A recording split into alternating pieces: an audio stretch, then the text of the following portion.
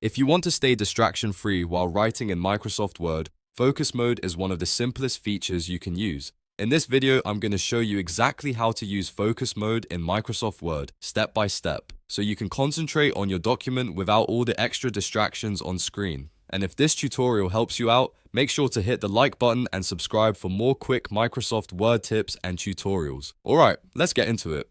First, open the document you want to work on in Microsoft Word. This can be a new blank document or an existing file you're already editing. Once your document is open, look at the top of Word and click the View tab. The View tab contains different options that control how your document is displayed, and this is where you'll find the setting for focus mode. After clicking View, look for the Focus option. In some versions of Word, it may be labeled Focus Mode, but it works the same way. Go ahead and click Focus to turn it on. As soon as you do, Word will remove a lot of the on-screen clutter and give you a cleaner, more minimal writing space. This is especially useful if you're trying to write, proofread, or edit without being distracted by ribbons, buttons, and other visual noise.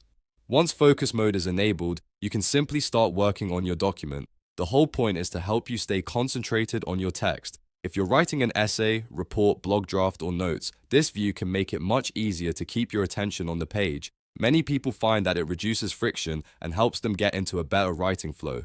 Now, if you ever want to leave focus mode, it's just as easy. Press the escape key on your keyboard and Word will exit focus mode right away. That brings you back to the normal interface so you can access all of your tools, menus, and formatting options again. So to quickly recap, open your document, click the View tab, select Focus or Focus Mode, and when you're finished, press Escape to exit. That's all there is to it. If you found this video helpful, please give it a thumbs up and subscribe to the channel for more Microsoft Word how-to videos, productivity tips, and beginner-friendly tutorials. Thanks for watching, and I'll see you in the next one.